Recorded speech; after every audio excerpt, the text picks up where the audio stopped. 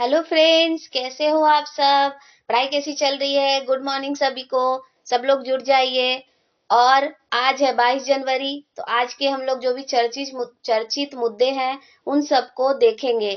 तो क्लास शुरू करने से पहले आपको बता दूं कि अगर आपको वीडियो अच्छी लगे तो प्लीज इसको लाइक और सब्सक्राइब कर दीजिएगा। और अगर आपको क्लास का पीडीएफ चाहिए तो आप मुझे टेलीग्राम चैनल पर फॉलो भी कर सकते हैं। तो चलिए आज का क्लास शुरू करते हैं। आज का क्लास शुरू करते हैं। तो आज का थॉट है कि किस्मत और मेहनत में एक फर्क है। किस्मत बस वो दिलाती है जो लिखा होता है, पर मेहनत वो दिलाती है जो लिखा भी नहीं होता है। सही बात है कि आप अगर किस्मत के भरोसे बैठे रहेंगे कि मेरी किस्मत में ये है वो है ऐसा है वैसा है, तो ऐसा कुछ होने वाला है नहीं। तो अपनी सच्चाई को देखिए और अपने मेहनत पर ध्यान दीजिए, क्योंकि जितना मेहनत आप करेंगे उतनी ही जल्दी आप अपने लक्ष्य तक पहुंचेंगे। एपीजे अब्दुल कलाम का भी एक विचार है कि किस्मत के भरोसे बैठने वाले लोगों को उतना ही मिलता है जितना मेहनत करने वाले छोड़ देते हैं। तो आप उन लोगों में से मत बनिए कि मेहनत करने से डरिए और किस्मत के भरोसे बैठे रहिए। तो चलिए इसी विचार के साथ आज का क्लास शुरू करते हैं। आज का पहला क्वेश्चन है, सिक्स्थ खेलो इंडिया विंटर गेम्स 2026 किस राज्य में आयोजित किया जा रहा है। खेलो इंडिया विंटर गेम जो है, ये खेलो इंडिया खेलो इंडिया गेम्स योजना जो है, इसके तहत ये खेला जाता है। 2025 में इसका पांचवा fifth edition Jammu and Kashmir में और लद्दाख में संयुक्त रूप से आयोजित किया गया था। इसमें विजेता टीम कौन थी। विजेता टीम जो थी वो थे सर्विसेज। इसमें विजेता टीम थी। सर्विसेज क्या है। सेना की टीम है। सेना की टीम इन्होंने ही 2025 वाला जो खेलो इंडिया विंटर गेम्स हुआ था, जो जम्मू कश्मीर एंड लद्दाख में आयोजित हुआ था, उसको जीता था। और इस साल का ये सिक्स्थ एडिशन है। और ये कहाँ आयोजित हुआ है। ये लेह और लद्दाख में आयोजित हुआ है।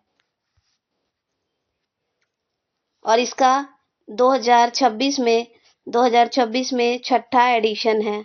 Sixth addition. और ये लेह और लद्दाख में आयोजित हो रहा है। इसमें नया खेल जुड़ा है, वो है फिगर स्केटिंग। इसमें नया खेल जुड़ा है और इसका उद्घाटन किसने किया है। इसका उद्घाटन यहाँ के जो उपराज्यपाल हैं कविंद्र गुप्ता, इन्होंने इसका उद्घाटन किया। और इसका आयोजन 20 से 26 जनवरी के बीच में आयोजित होगा। और ये एनडीएस स्टेडियम में आयोजित किया जाएगा। और यहाँ पर जब इसका उद्घाटन हुआ तो यहाँ पर सांस्कृतिक प्रदर्शन भी किया गया। तो चलिए आगे बढ़ते हैं।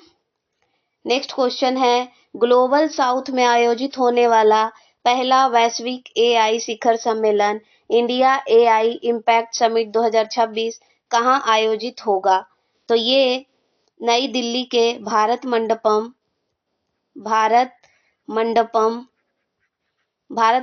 में आयोजित किया जाएगा। भारत से कौन सा मंत्रालय होगा जो इसको आयोजन करवाएगा। इलेक्ट्रॉनिक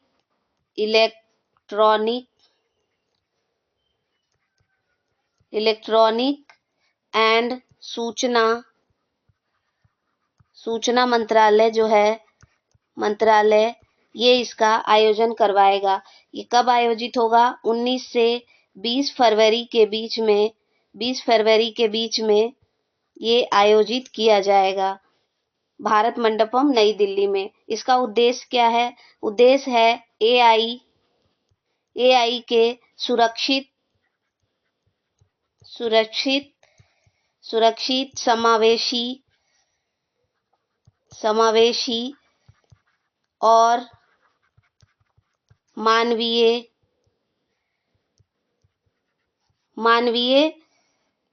उपयोग को बढ़ावा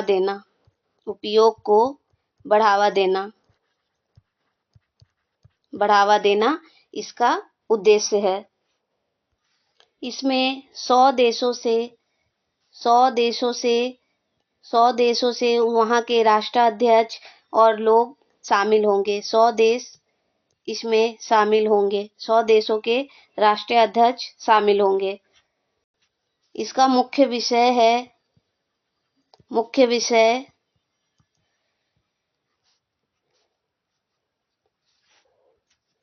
पीपल, लोग, ग्रह और प्रगति। पीपल, प्लैनेट और प्रोग्रेस इसका प्रमुख विषय है। और हाल ही में इसका थीम जारी किया गया, वो रखा गया है सभी के लिए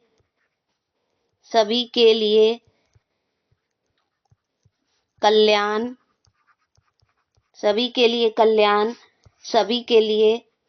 सभी की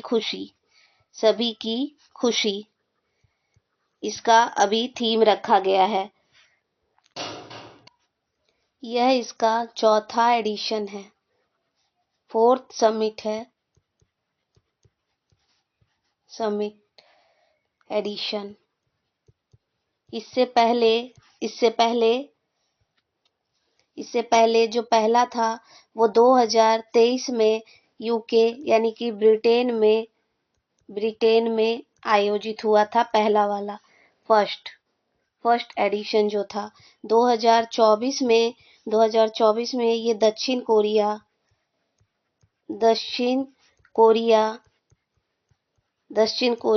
कोरिया में ये इसका दूसरा एडिशन हुआ था। इसका तीसरा एडिशन 2025 में फ्रांस के पेरिस में आयोजित किया गया, 3rd एडिशन। और अभी 4th एडिशन 2026 में भारत में आयोजित होगा और दक्षिण कोरिया के सियोल में ये आयोजित किया गया था। चलिए आगे बढ़ते हैं।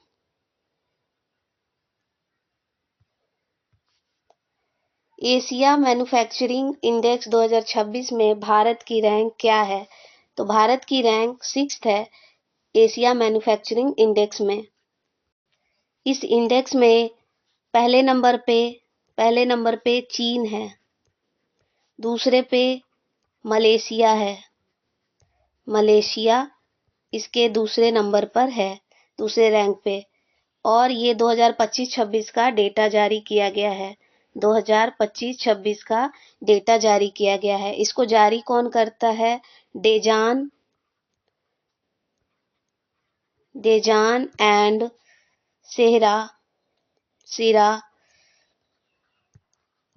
सीरा एसोसिएट।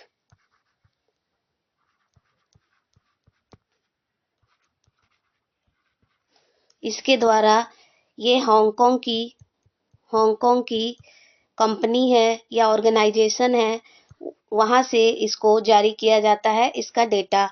ये 11 एशिया देशों की जो अर्थव्यवस्था है, 11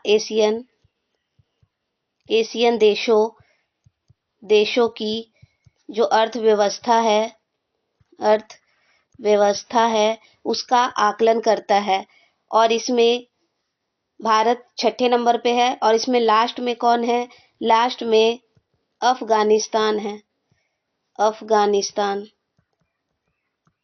इसमें लास्ट में है। और इसमें 8 पिलर होते हैं, जैसे इंफ्रास्ट्रक्चर, मैन्युफैक्चरिंग, टेक्सटाइल, पॉलिसी, खतरा, इनोवेशन। ये सब में इसमें पिलर के तौर पे फोकस किया जाता है। भारत इसमें 6th नंबर पर है। चलिए आगे बढ़ते हैं। हाल ही में भारत ने किस देश के साथ कॉम्प्रिहेंसिव इकोनॉमिक पार्टनरशिप एग्रीमेंट यानी सेपा को 2032 तक रिन्यू किया है? तो देखिए, ये यूएई के साथ किया गया है और ये 2022 में इसको साइन किया गया था और अब इसे 2032 तक बढ़ा दिया गया है।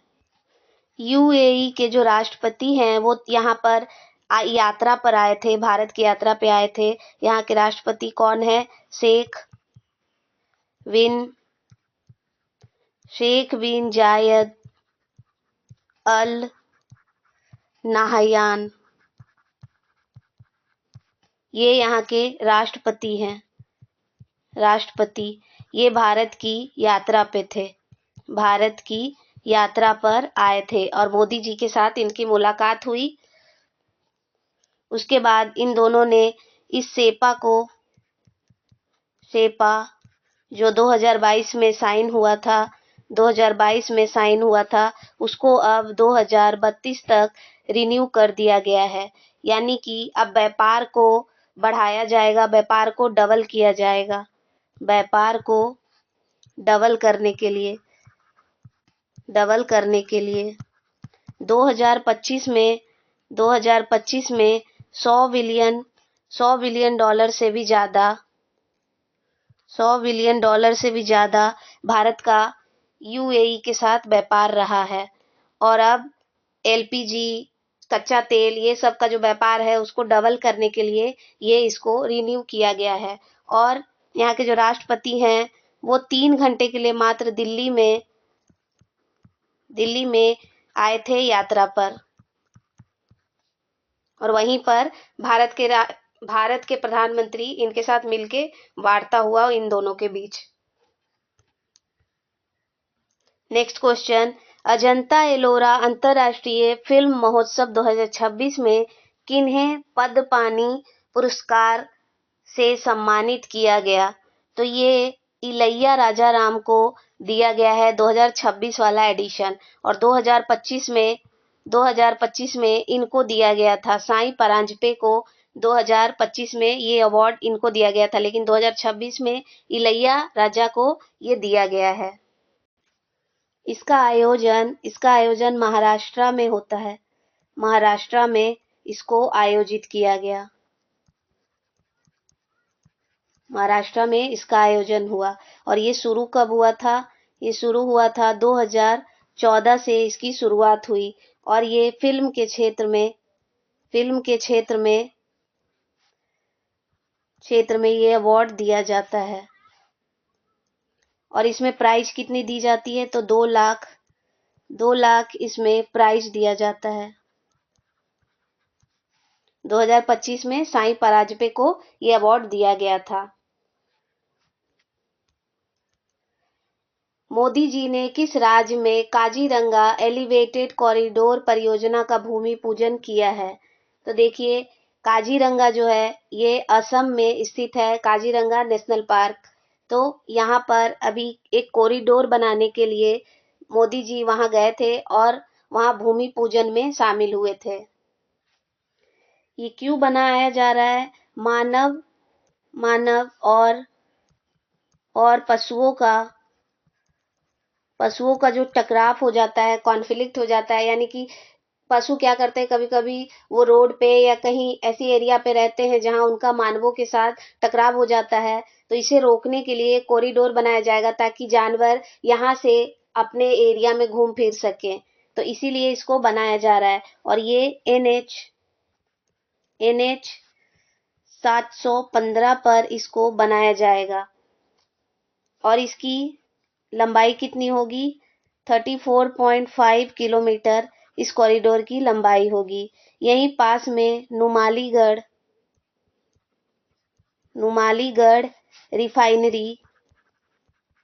रिफाइनरी भी यहीं पर स्थित है। ये ब्रह्मपुत्र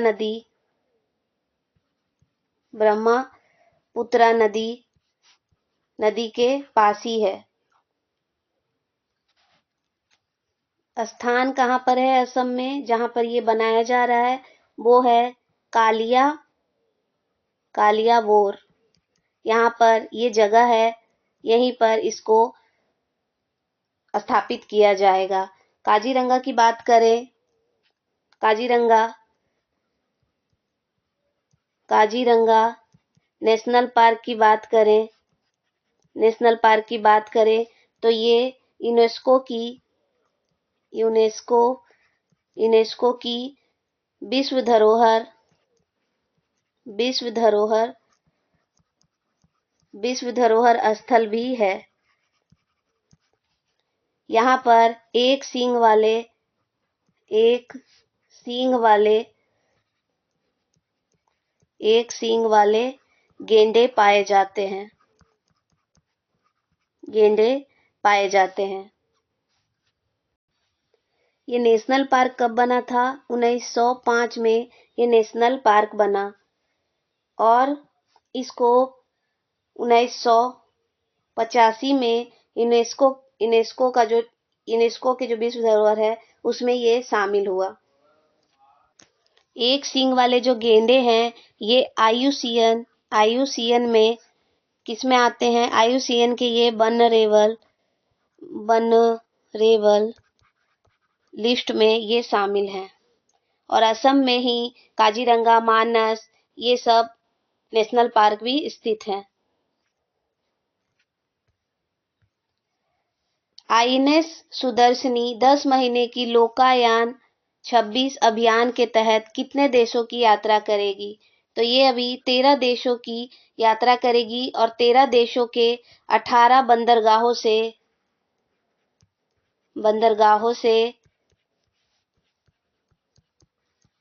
बंदरगाहों से ये गुजरते हुए जाएगी।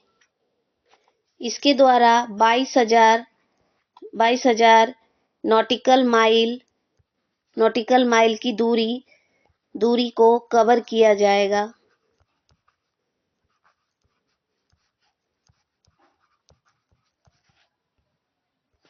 इसकी शुरुआत कब होगी? 20 जनवरी 2026 से इसकी यात्रा शुरू होगी।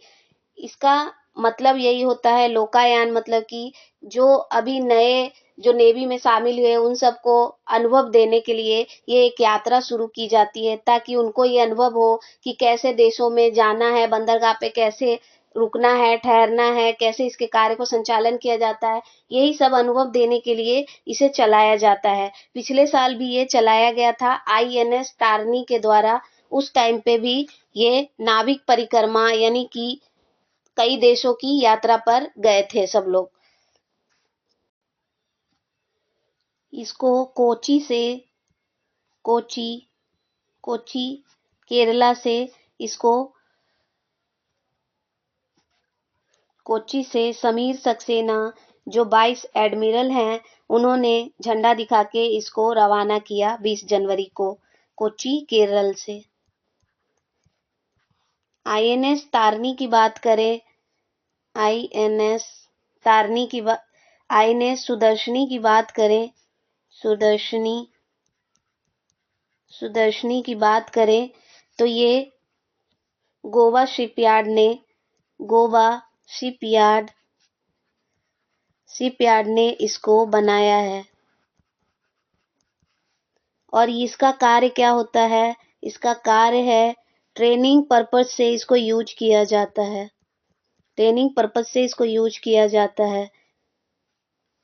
और ये नेवी का है। और ये किसके पास है? ये सदर्न नेवल कमांड जो है, नेवल कमांड उनके पास ये है, मतलब वहां डिप्लॉय है। ये कोच्चि केरल में ये डिप्लॉय था और वहीं से इसको झंडा दिखा के समीर सक्सेना जो हैं 22 एडमिरल उनके द्वारा इसे झंडा दिखा के रवाना किया गया। 21 जनवरी को नॉर्थ ईस्ट के किन किन राज्यों का स्थापना दिवस मनाया गया है? तो देखिए, ये त्रिपुरा, मणिपुर, मेघालय ये तीनों राज्यों का 21 जनवरी को स्थापना दिवस मनाया गया। त्रिपुरा, मेघालय, मणिपुर, मेघालय ये दोनों जो है ये पहले यूटी बनते हैं, यानी कि केंद्र शासित प्रदेश बनते हैं। 1956 यानी 1956 में पहले ये यूटी का दर्जा इनको दिया जाता है। मेघालय जो है ये असम से अलग होके बनता है। असम रीऑर्गेनाइजेशन एक्ट 1969 के तहत ये बनता है। फिर इन तीनों को राज्य का दर्जा कब दिया जाता है? 21 जनवरी 1972 इन तीनों राज्यों को राज्य का दर्जा दिया जाता है। राज्य का दर्जा दिया जाता है। फिर ये राज्य बन जाती हैं भारत की। और त्रिपुरा की राजधानी क्या है? अगरतला इसकी राजधानी है। मणिपुर की राजधानी कहाँ है? इम्फाल। मेघालय की राजधानी शिलोंग है। इसकी राजधानी शिलोंग है। किस राज्य के काकीनाडा खाड़ी में होप आइलैंड पर सैटेलाइट लॉन्च सुविधा बनाया जा रहा है? तो देखिए, होप आइलैंड जो है ये बंगाल की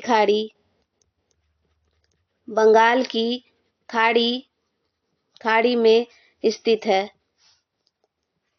और ये जो बनाया जा रहा है ये स्पेस सिटी प्रोजेक्ट जो आंध्र प्रदेश का है उसके तहत इसको बनाया जा रहा है।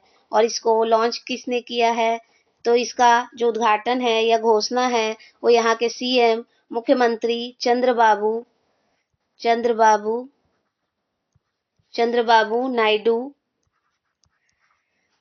नायडू के द्वारा घोषणा किया गया है। कब किया गया? 17 जनवरी को इसकी घोषणा की गई। इसका उद्देश्य क्या है? इसका उद्देश्य है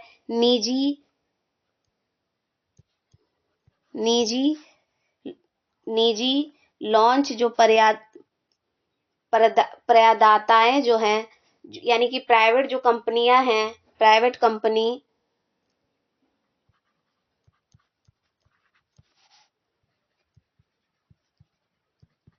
प्राइवेट कंपनियों और छोटे जो सैटेलाइट लॉन्च करते हैं कंपनी, उन सबको बढ़ावा देना इसका उद्देश्य है। और ये आंध्र प्रदेश में लॉन्च किया गया है। आंध्र प्रदेश में पहले से ही श्रीहरिकोटा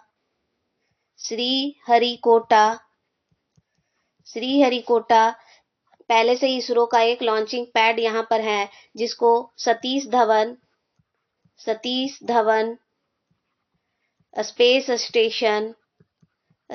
स्टेशन के नाम से हम लोग जानते हैं। और ये गोदावरी नदी के किनारे पर है। और ये जो अभी बन रहा है ये इससे 600 किलोमीटर की दूरी पर स्थित है।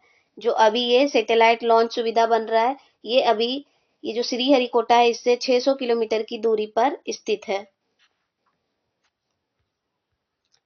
हाल ही में साइना नेहवाल ने 35 वर्ष की उम्र में संन्यास ले लिया। ये किस खेल से जुड़ी हुई खिलाड़ी हैं?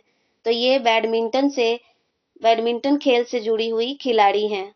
और इन्होंने 35 वर्ष की उम्र में संन्यास लेने की घोषणा कर दी है। इन्होंने लंदन ओलंपिक में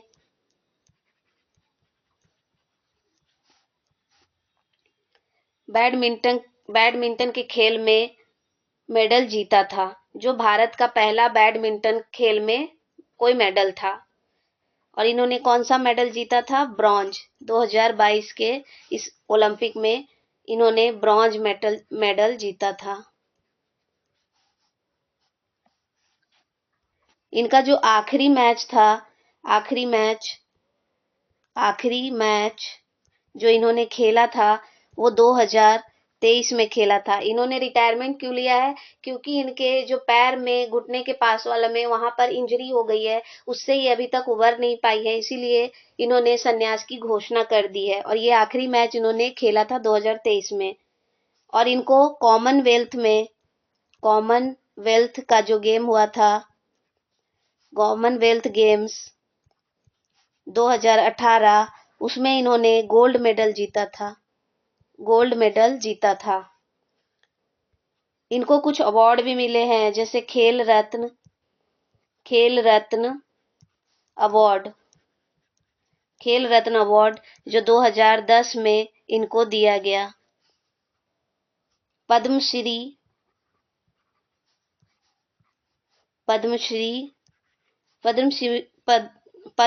इनको 2010 में दिया गया। और अर्जुन अवार्ड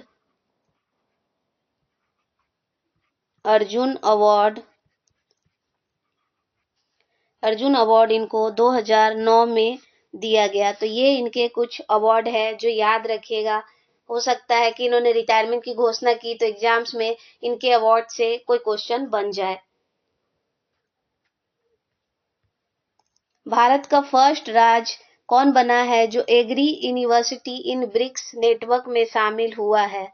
तो ये शामिल होने वाला पंजाब एग्रीकल्चर यूनिवर्सिटी यानी लुधियाना में ये स्थित है। इसको अभी दिया गया और ये भारत का पहला ऐसा राज्य बना है जिसको ये यूनिवर्सिटी इन ब्रिक्स नेटवर्क में ये शामिल हुआ है। और किस लिए शामिल किया गया है? तो ये अस्थाई कृषि, खाद्य सुरक्षा थीम के विषय के तहत इसमें शामिल किया गया और ये भारत से शामिल होने वाला पहला राज्य बना है।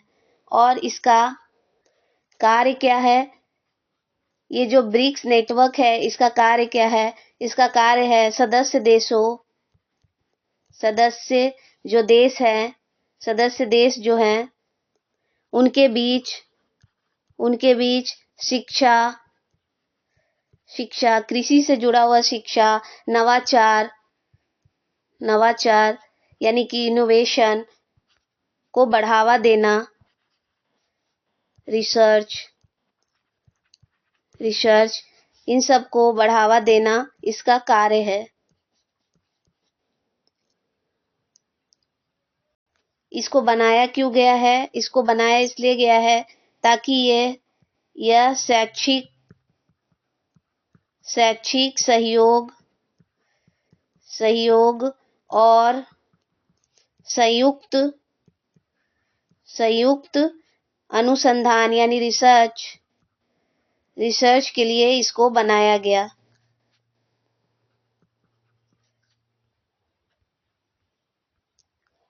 हाल ही में भारत के प्रधानमंत्री ने किस राज्य में बोडो समुदाय के पारंपरिक बगरुम्बा नृत्य का प्रदर्शन देखा, जिसमें कार्यक्रम में 10,000 से अधिक कलाकारों ने भाग लिया?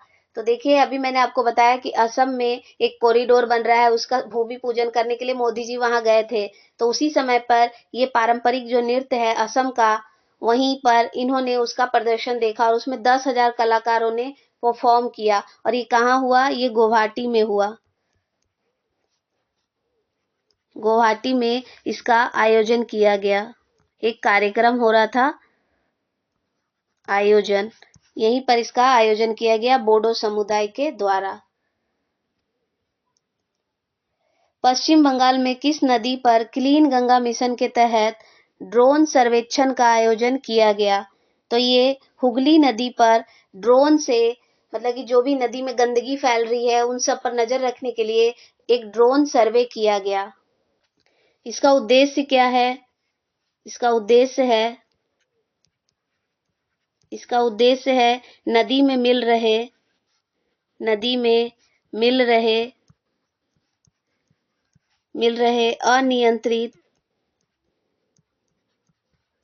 अनियंत्रित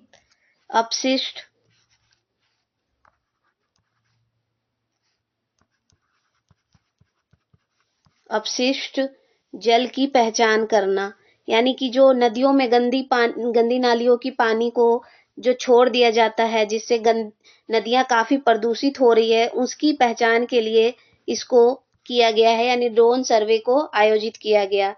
और ये कल्याणी नदी से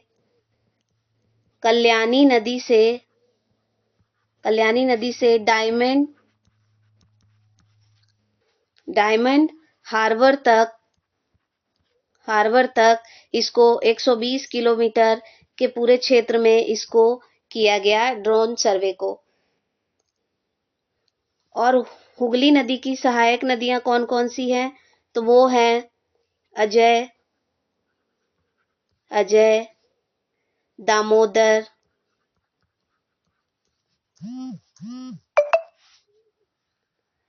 हल्दी और रुद्र नारायण। ये इसकी सहायक नदियां हैं, सहायक नदी है। तो करंट अफेयर उतना ही था। आज का हमारा राज्य है पंजाब। तो चलिए आज पंजाब के बारे में हम लोग पूरे डिटेल्स के साथ देख लेते हैं। तो पंजाब को 5 नदियों का देश भी कहा जाता है। इसके नाम का यही अर्थ है, 5 नदियों का देश। और यहाँ पर झेलम, चेनाब, रावी, ब्यास, सतलुज नदियां पाई जाती हैं। इसकी स्थापना 1 नवंबर 1966 को हुआ था और ये हरियाणा और पंजाब दोनों अलग हुए थे 1966 में। पंजाब जो है पंजाबी भाषा के तौर पे और हरियाणा जो है हिंदी भाषा के तौर पे अलग हुआ था। दोनों की राजधानी, हरियाणा और पंजाब की राजधानी चंडीगढ़ है। क्षेत्रफल इसका 50,362 वर्ग किलोमीटर इसका पूरा क्षेत्रफल है। इसका विभाजन 1947 में पाकिस्तान भारत विभाजन के बाद पंजाब का एक बड़ा हिस्सा पाकिस्तान के पास चला गया। यहाँ पर ऐतिहासिक स्थल है जलियांवाला बाग। जलियांवाला हत्याकांड तो सब लोगों ने इतिहास के बुक में पढ़ा होगा। 1919 में ये हुआ था। बाघा बॉर्डर जो पाकिस्तान और इंडिया के बीच में, जो अगर कोई यहाँ से जाना चाहता है तो ये वहीं पर स्थित है, बाघा बॉर्डर। स्वर्ण मंदिर, जो ये सोने की मंदिर है, यानी कि सोने का परत चढ़ा हुआ है इस मंदिर पर, और ये अमृतसर में स्थित है। यहाँ की कला फुलकारी कढ़ाई, इसको जीआई टैग भी मिला हुआ है।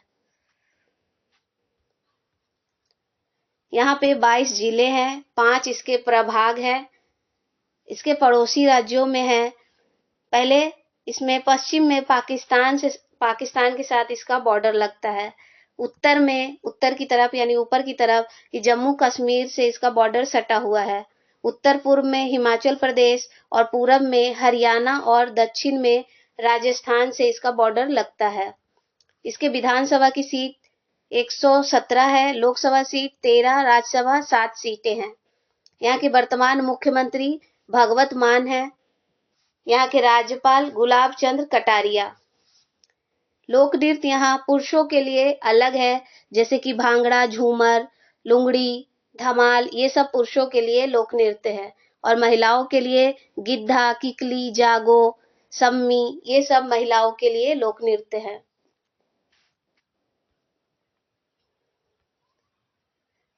पंजाब के कुछ प्रमुख त्योहार हैं लोहड़ी, बैसाखी, होला मोहल्ला, गुरु पर्व, तीज, माघी। देखिए, लोहड़ी, बैसाखी और होला मोहल्ला, ये 3 त्योहारों को याद रखिए, क्योंकि बाकी सारे त्योहार तो वो भारत के पूरे ही राज्यों में मनाया जाता है। होली, दिवाली, रक्षाबंधन, ये सब तो हर राज्य में ही मनाया जाता है। और जो वहाँ का जो यूनिक जो त्योहार होता है, जो उनकी संस्कृति से, जो उनकी कला से जुड़ा हुआ है, उसको हम लोग खास करके ध्यान रखना चाहिए। तो ये लोहड़ी, बैसाखी, होला मोहल्ला, माघी, गोगमा, ये सब त्योहारों को याद रखिए। यहाँ के रामसर स्थल है, यहाँ पर 6 रामसर स्थल है, जिसमें है Harike wetland, Kanjli wetland, Ropar wetland, Keshopur Miani community reserve, Beas संरक्षण रिजर्व, नांगल वन्य जीव अभ्यारण्य। यहाँ पर एक भी नेशनल पार्क नहीं है, बल्कि रामसर स्थल वेटलैंड्स हैं। यहाँ पर जीआई टैग मिला हुआ है बासमती चावल को, फुलकारी कढ़ाई अभी मैंने बताया, फजलिका किंजू, जालंधर की बुटाई कढ़ाई, अमृतसर की बड़ी, ये दाल से बनने वाली स्पेशल बड़ी होती है, उसको जीआई टैग मिला हुआ है। राजकीय वृक्ष ऐसे तो कभी भी एग्जाम्स में ये सब क्वेश्चन आते नहीं है, लेकिन नेवर नो कि कभी आ जाए, तो इसके लिए याद रखना जरूरी है। तो यहाँ का जो वृक्ष है वो शीशम है। पशु काला हिरन। काला हिरन को याद रखिए कि बिश्नोई कम्युनिटी जो है ये इसको बहुत पवित्र मानती है, काला हिरन को। और इसी के मामले में सलमान खान को कई बार और बहुत दिनों से उनके ऊपर ये केस चला आ रहा है। तो आपने न्यूज में देखा भी होगा कि न्यूज में कई बार देखा होगा कि सलमान खान का मुद्दा उठते रहता है काला हिरन केस को लेके। तो ये वही काला हिरन है जिसको बिश्नोई कम्युनिटी जो होती है वो बड़ा पवित्र मानती है।